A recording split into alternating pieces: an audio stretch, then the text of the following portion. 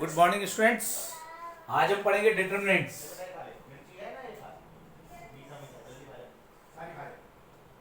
क्या है ये डिटरमिनेंट्स? वैसे मैं भी बता दूं कि मैट्रिक्स में भी बहुत कुछ बचा है पढ़ाने के लिए, लेकिन जैसा मैंने आपको पहले ही बताया कि मैट्रिक्स से ज़्यादा इंपॉर्टेंट पार्ट हमारा डिटरमिनेंट है।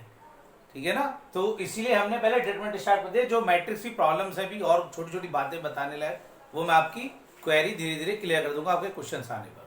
तो अभी हम डिटरमिनेंट की बात करते हैं। क्या है determinant? every square matrix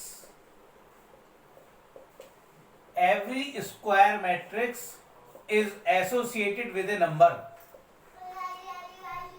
matrix की अपनी कोई वैल्यू नहीं होती है। मैट्रिक्स में केवल ये अपने एलिमेंट्स की वैल्यू होती है और मैट्रिक्स के नंबर्स का अरेंजमेंट है। लेकिन हर एक स्क्वायर अरेंजमेंट, ये किसी रेक्टेंगल की बात नहीं हो रही है, हम किसी रेक्टेंगुलर अरेंजमेंट की बात नहीं कर रहे, लेकिन अगर वो स्क्वायर अरेंजमेंट है नंबर्स का, तब ये किसी ना किसी एक नंबर को भी रिप्रेजेंट करता है। अगर एक स्पेशल मेथड से इसकी कैलकुलेशन की जाए तो ये किसी ना किसी नंबर को रिप्रेजेंट करता है। इसी नंबर को हम इसका डिटरमिनेंट बोलते हैं। It is not the value of matrix, लेकिन इस स्क्वायर अरेंजमेंट की वैल्यू है और उस वैल्यू को डिटरमिनेंट बोलते हैं। अगर मैं कह दूं this is equal to 5, suppose इस अरेंजमेंट की वैल्यू, इन नंबर्स के अरेंजमेंट की वैल्यू 10 है, एंड आई विल से कि ये इस मैट्रिक्स की वैल्यू है, देन आई एम रॉन्ग। एक स्क्वायर अरेंजमेंट की वैल्यू है तो अभी ऐसे कह देते हैं कि क्योंकि स्क्वायर अरेंजमेंट में हमारे मैट्रिक्स है, तो ये यानी कि मैट्रिक्स, स्क्वायर मैट्रिक्स किसी ना किसी वैल्यू से एसोसिएटेड है, and this value is known as its determinant, denoted by mod B. इस सिंबल के अंदर बी लिख देते हैं और खाली डेल्टा लगा देते हैं, या डिटरमिनेंट बी, कुछ इस तरह से रिप्रेजेंट कर देते हैं। तो क्या बताया हमने आपको अभी? Every square arrangement of numbers, और you can say every square matrix is associated with a number. This number is called its determinant, and for square matrix A it is denoted bye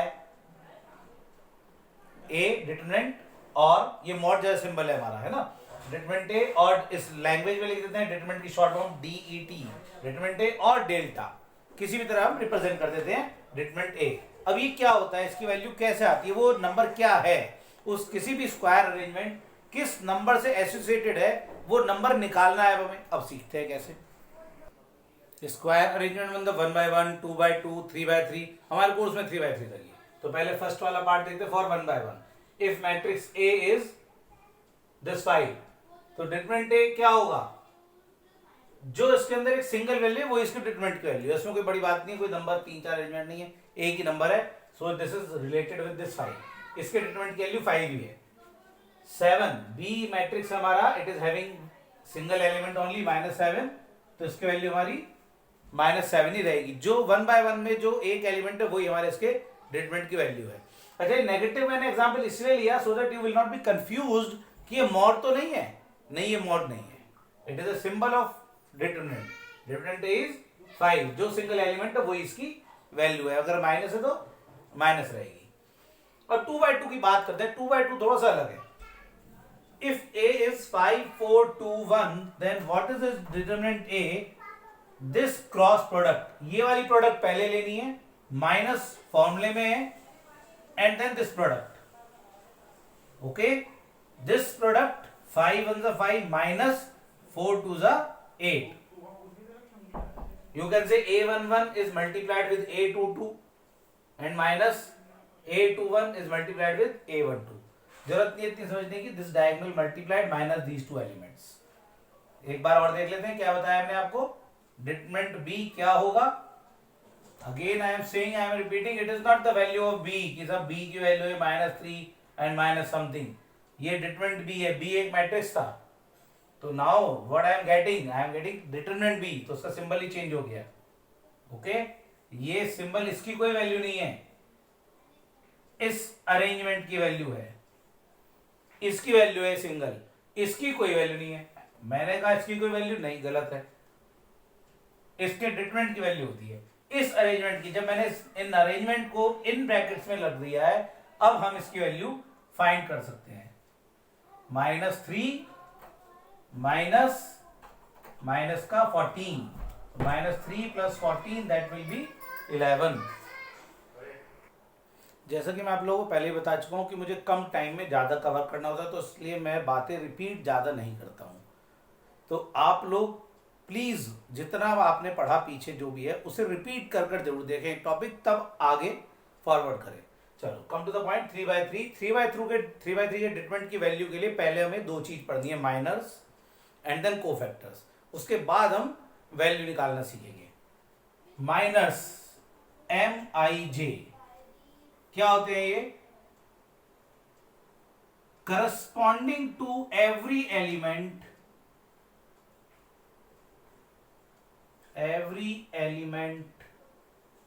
AIJ, हर एक element AIJ की form में होता है। There exist its minor MIJ। इसका मतलब जितने element हैं हर एक एलिमेंट का एक माइनर है, तो इफ देयर आर 9 एलिमेंट्स तो देयर विल बी 9 माइनर्स। अगर हमारा 2x2 का मैट्रिक्स है, देयर आर 4 एलिमेंट, तो उन सबके हमारे कितने होंगे? 4 माइनर्स। हर एक एलिमेंट का एक माइनर होता है, सब में होता है, 2x2 में भी है, 3x3 में नहीं। जरूरत हमारी इसकी यहाँ पड़ी तो हमने यहाँ सिखा दिया आपको। ये है क्या? MIJ it is a determinant. अच्छा, जैसे ही हमारा डिटरमिनेंट का इंट्रोडक्शन आ गया, अब यहाँ बार बार जगह जगह मैट्रिक्स भी आएंगे, तो आपको मैं एक बात ध्यान से पहले ही बता दूं कि जब जब हम आगे नई नई वैल्यूज पढ़ेंगे, एडजॉइंट पढ़ेंगे, इनवर्स पढ़ेंगे, कहीं डिटरमिनेंट पढ़ेंगे, कभी वैल्यू ऑफ ट्राइंगल पढ़ेंगे, कुछ भी, तो आपको ये बार बार गौर करना है, याद रखना है, दिमाग में फीड कर लेना है कि अच्छा ये एडजॉइंट निकाल रहा हूं तो मैं मैट्रिक्स है, मैं इनवर्स निकाल रहा हूं तो ये मैट्रिक्स है, मैं value of triangle, area of triangle find कर रहा हूं तो ये डिटरमिनेंट है, मैं माइनर फाइंड कर रहा हूं तो ये डिटरमिनेंट है। तो आपको अलग अलग जगह अलग अलग बातें याद रखनी है। तो जैसे ही आप कोई नई हेडिंग पढ़ेंगे, नया अरेंजमेंट पढ़ेंगे, तो आपको ये बात बहुत ध्यान से पढ़नी है कि ये जो भी नाम है, एडजॉइंट है, इनवर्स है, तो ये क्या है? इनवर्स है, ये डिटरमिनेंट है, ठीक है ना? तो ये माइनर क्या है? It is a determinant obtained by removing ith row and jth column. जिस रो और कॉलम के एलिमेंट का मैं माइनर फाइंड कर रहा हूं, वो पर्टिकुलर रो और कॉलम एलिमिनेट करके जो बचेगा, for example come to this point A11, तो A11 का माइनर क्या होगा मेरा? M11। तो ये कैसे आएगा? फर्स्ट रो और फर्स्ट कॉलम का माइनर, यानी कि इसका माइनर, तो फर्स्ट रो और फर्स्ट कॉलम को ही एलिमिनेट कर दो। मैं इस बात को ऐसे कहता हूं कि जिस थाली में खाता उसी में छेद करता है, जहां रहता है उसी की रो और कॉलम को गायब करता है, और बाकी जो बचा वो डिटरमिनेंट फॉर्म में, it is not a matrix, ये डिटरमिनेंट है, जो बचा उसे डिटरमिनेंट फॉर्म में लिखना है और उसका आंसर निकालना है। तो M11 क्या बनेगा? इस डिटरमिनेंट की value, it means this 3 minus 0, ये मेरा M11 है। फिर से रिपीट कर दो बात, जिस एलिमेंट का माइनर फाइंड करना है, सपोज 4 का माइनर फाइंड करना है, तो 4 वाली रो और कॉलम एलिमिनेट करके जो एलिमेंट्स बचेंगे उन्हें डिटरमिनेंट फॉर्म में लिखने से जो वैल्यू आएगी, that will B corresponding minor. ये A12 था तो इसका माइनर M12। तो M12 कैसा आएगा? फर्स्ट रो और सेकंड कॉलम को एलिमिनेट करके बचे हुए एलिमेंट्स को डिटरमिनेंट में लिखने से जो वैल्यू बनेगी, that will be the value of minor. तो देखते हैं, एक मैट्रिक्स है A मेरे पास, 3 2 -1 4 6 8 and 7 2 1। There are 9 elements, so there will be 9 minors. तो इसका पहला माइनर देखा मैंने M11, फर्स्ट रो और फर्स्ट कॉलम एलिमिनेट करके 6 8 2 1,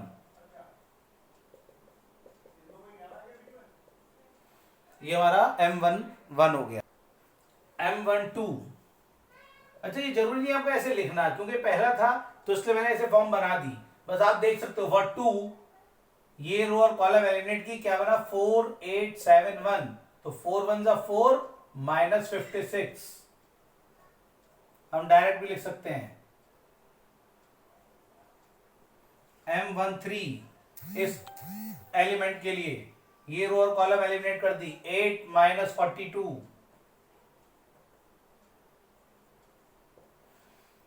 M21 ये एलिमेंट हो गया A21, तो इसका माइनर M21 इस रो और कॉलम को एलिमिनेट कर देंगे, 2 माइनस का -2। सिमिलरली M22 सेकेंड रो और सेकेंड कॉलम, 3 माइनस का -7।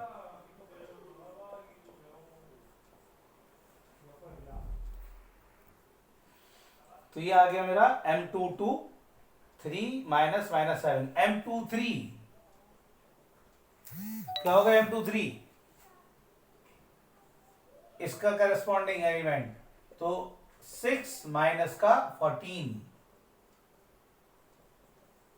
And so on. बाकी आप निकाल ही लेंगे, सेम हमें इसके भी निकालने हैं। M31 M32 M33, तो M31 के लिए ये रो और कॉलम गायब, 16 माइनस का -6, 16 + 6 22 एंड सो ऑन। तो ये माइनर है, माइनर मतलब क्रॉस प्रोडक्ट। कौन सी क्रॉस प्रोडक्ट?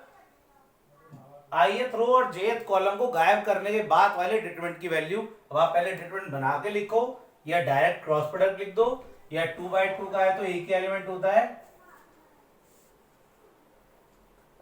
इस 2 का माइनर 6 होगा डायरेक्ट, इसकी वैल्यू तो यही होती है। तो माइनर मतलब ith रो और jth कॉलम करने के बाद बचे हुए वैल्यू का डिटरमिनेंट। अब नेक्स्ट टॉपिक हमारा कोफैक्टर्स। माइनस कर लिया हमने, अब कोफैक्टर्स। कोफैक्टर्स को जनरली हम कैपिटल Aij और किसी किसी बुक में कैपिटल Cij से भी रिप्रेजेंट करते हैं। क्या होता है ये Aij? अच्छा, कोफैक्टर्स हम 2-3 अलग अलग स्टेप में इंप्रूव करते जाएंगे। पहले एक मेथड सीखेंगे फॉर्मूला, फिर उसमें थोड़ा सा इंप्रूवमेंट करेंगे, थोड़ा सा डायरेक्ट आएंगे, फिर एक और थोड़ा सा इंप्रूवमेंट करेंगे, थोड़ा सा और डायरेक्ट आएंगे जल्दी करने के लिए। तो फॉर्मूला क्या कहता है? Aij is -1 + i + j Mij। इसका मतलब इसकी वैल्यू इसी माइनर के इक्वल होती है, इसके माइनर के, है ना। लेकिन चेंज क्या आ गया? ये वाला फैक्टर अलग हो गया। न्यूमेरिकल वैल्यू तो यही है, और ये फैक्टर क्या चेंज आता है इसमें? केवल माइनस या प्लस का। हमें पता है कि -1 पर क्या नंबर है, कुछ भी हो, केवल आंसर 2 ही होते हैं, या तो -1 की पावर ऑड होती है या इवन होती है। इवन है तो +1 और ऑड है तो -1, 2 ही आंसर है इसकी। इस पर नंबर 2 है, पावर 3 है, 4 है, 5 है, 6 से 10 आंसर नहीं होंगे। केवल इस बात से मतलब है कि पावर इवन है या फिर ऑड है, और पावर में यहाँ क्या है? i + j। इसका मतलब मुझे i + j को नोट करना है कि ये इवन है या ऑड है। तो हमारा आंसर क्या है ये? तो इट मीन्स ये तो फॉर्मूला है, लेकिन हम directly we can say either +Mij or -Mij, depend that i + j is even or odd. तो हमें कोफैक्टर निकालते हुए बस ये i + j की पोजीशन देखनी है। i + j वर्बली करना है, इवन है तो प्लस, ऑड है तो माइनस, और M11 या M12 हमें निकालना आता ही है, हमने सीख ही लिया है, ठीक है ना। तो हम इसी मैट्रिक्स के लिए अब कोफैक्टर्स निकालने की कोशिश करते हैं। तो मुझे फाइंड करना है A11।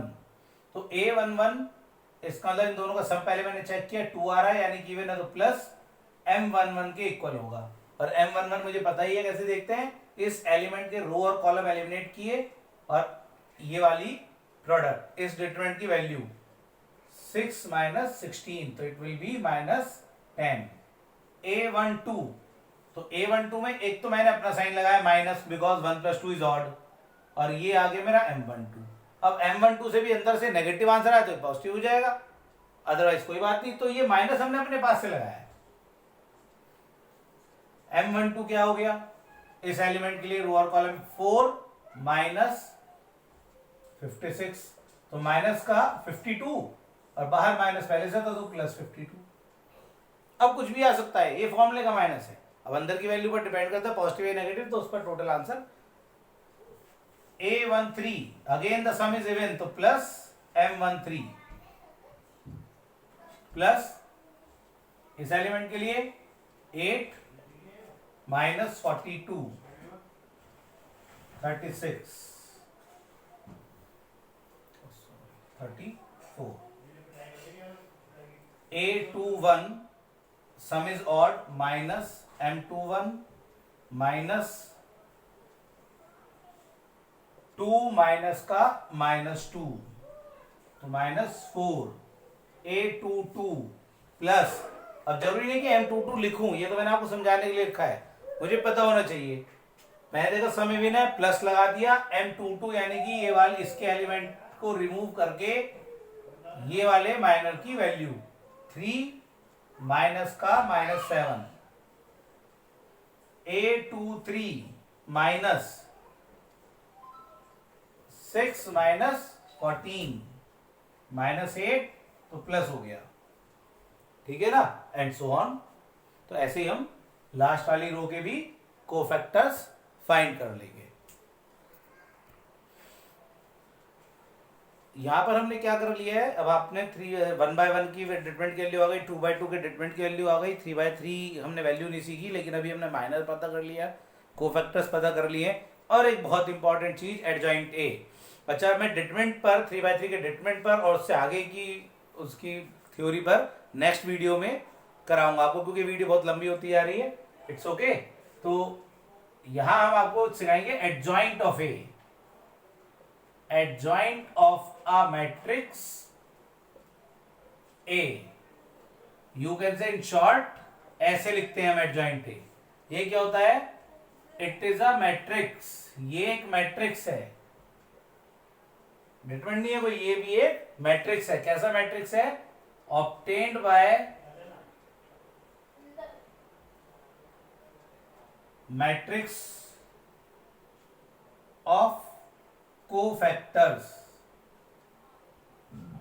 कोफैक्टर्स पोजीशन वाइज आते हैं हमारे, A11, A12, A13, तो उन्हें अपनी पोजीशन पर अरेंज करने का जो मैट्रिक्स बनेगा, and making it's transpose,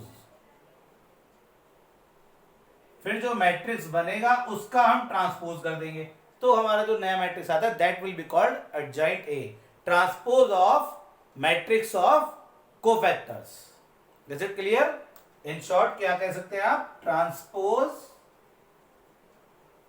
of matrix of cofactors, और कोफैक्टर्स हमें निकालने आते हैं, ठीक है ना। तो अभी हम एडजॉइंट ए निकालते हैं क्वेश्चन का।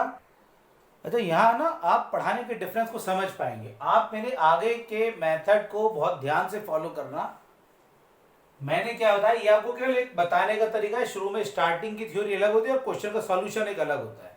अभी ये डेफिनेशन वाइज लिखा है मैंने, क्या होता है adjoint A, it is a matrix of cofactors and then its transpose. अब एक तरीके तो देखते क्या था कि पहले सर मैं A11 निकालूंगा, फिर A12 निकालूंगा, फिर A13 निकालूंगा एंड सो ऑन, और उसके बाद मैं एक मैट्रिक्स बनाऊंगा, अरेंज करूंगा, फिर उसका ट्रांसपोज करूंगा। एक मेथड ये कहता है कि अगर आपको ऐसा करना है तो हम क्या करेंगे, हम सीधा हेडिंग डालेंगे एडजॉइंट ए, कोई जरूरत नहीं है A11 A12 अलग निकालने की। हमने एडजॉइंट ए हेडिंग डाली, मैट्रिक्स का सिंबल स्टार्ट किया, और एक पहले मैंने एक ब्लैंक स्ट्रक्चर बना लिया। अगर आप इस मेथड से करेंगे तो कैलकुलेशन मिस्टेक भी कम होंगी और बहुत जल्दी होगा, ऊपर ट्रांसपोज भी लिख लिया, इसे ट्रांसपोज को लिखना नहीं भूलना है, गलतियां कम होंगी और जल्दी होगा। और हमारा एक बात हमेशा याद रखना, क्वेश्चन का आना ही सब कुछ नहीं होता, क्वेश्चन का आना और उसे सही टाइम में करना, कम से कम टाइम में करना, तभी हम सक्सेस हो पाएंगे। चलो तो क्या किया मैंने, स्ट्रक्चर बना लिया, plus minus plus, because I know that ये पोजीशन 1 1 होती है, इवन प्लस आएगा, ये पोजीशन 1 2 होती है, ऑड, इनका सम ऑड है ना, तो ये माइनस आएगा, 1 3 इवन होता है, इनका सम इवन होता है, ठीक है ना, तो इसलिए यहां पर प्लस आएगा। तो इसी रूल से ये साइन हमने 3 by 3 के लिए लर्न कर लिए हैं। 3 by 3 के साइन हमेशा यही होते हैं, plus minus plus, minus plus minus, plus minus plus. तो हमने क्या किया था, पहले हमने फॉर्मूला पढ़ा, उसके बाद हमने इसे गायब कर दिया, हमने कहा तो ये कुछ देखने की जरूरत ही नहीं है, इवन और देख के प्लस और माइनस लगा देंगे। उसका तीसरे स्टेप पर आए कि अगर 3 by 3 का है तो हमने ये प्लस माइनस भी पोजीशन वाइज याद कर लिए हैं कि ये जो इस तरह से डायगोनल आ रहा है प्लस, और ये 4 एलिमेंट नेगेटिव आ रहे, 1 2 3 4, ये नेगेटिव है, तो हमें ये साइन याद कर लेने इनकी पोजीशन वाइज, ठीक है ना। तो हमने क्या कहा, बस ए लिखा हुआ था, सीधा एडजॉइंट हेडिंग डाली, ब्रैकेट बनाया, ब्लैंक स्ट्रक्चर टी लिखा, और प्लस, क्योंकि मैं प्लस माइनस लगा चुका हूं कोफैक्टर्स का मैट्रिक्स है, कोफैक्टर्स में प्लस माइनस देखना होता है, मैंने पहले ही लगा दिया। अब कुछ नहीं सोचना, बस सीधा ही एलिमेंट छुपाया, 0 माइनस माइनस 21 इस एलिमेंट के लिए, 0 माइनस 14 इस एलिमेंट के लिए, 12 माइनस 10 इस एलिमेंट के लिए, ये रो कैंसिल हो गई, 0 minus minus 3, 0 minus 2, minus 9 minus 4, 14 minus 5, it is 1. For this element 21 plus 4, for this element 15 plus 8. बस सिंपल आपको स्ट्रक्चर बनाना है, पहले ही साइन लगाने हैं और बस अब एक एक करके एलिमेंट को छुपाते जाना और ये वैल्यू क्रॉस प्रोडक्ट लिखते चले जाना है। और नेक्स्ट स्टेप में आपका एडजॉइंट आ गया। अब आप रो वाइज रीड करना, लिखना कॉलम वाइज, ट्रांसपोज भी एंड टू एंड हो गया। 21 14 2 minus 3 minus 2 plus 13 9 minus 25 23 and it is adjoint A. तो बहुत कम स्टेप्स में और बहुत जल्दी और बिना गलती के ये आपका सॉल्यूशन हो सकता है। एक छोटी सी बात याद रखना, मुझे पता है आप लोग प्लस माइनस मल्टीप्लाई डिवाइड में बहुत अच्छे हो, लेकिन फिर भी ये एक ऐसा पॉइंट है, हम बहुत सालों से कॉपी भी चेक करते आ रहे हैं बोर्ड की भी, तो हमने देखा है कि 50% बच्चे या कहीं ना कहीं किसी ना किसी स्टेप में मल्टीप्लिकेशन में यस एडिशन में गलती करते हैं। तो थोड़ी सी स्पीड, मैंने बहुत अपनी मेरी सबसे पहली वीडियो यही थी, मैंने आपको बताया था कि अपनी स्पीड को जगह जगह आपको फ्लक्चुएशन देना है। जहां बहुत इजी है, कुछ कंसेप्ट नहीं लग रहा है, बहुत तेज कर दो, केवल थ्योरी लिखनी है, लेकिन जहां कैलकुलेशन पार्ट आएगा, जहां गलती होते ही गड़बड़ हो जाएगी, वहां अपनी थोड़ी सी स्पीड को कम करना होता है आपको। तो यहां जब आप कैलकुलेशन कर रहे हैं तो थोड़ा सा रुक कर की गलती ना हो, इतनी स्पीड मेंटेन करनी है, बहुत तेज नहीं करना है, ठीक है ना। चलो, तो ये हमारा एडजॉइंट है, हमने माइनर कोफैक्टर एडजॉइंट सीख लिया, 1 by 1 और 2 by 2 के ट्रीटमेंट की वैल्यू, 3 by 3 के ट्रीटमेंट की वैल्यू और उसके आगे के प्रोसेस हम नेक्स्ट वीडियो में करते हैं। Thank you, bye bye.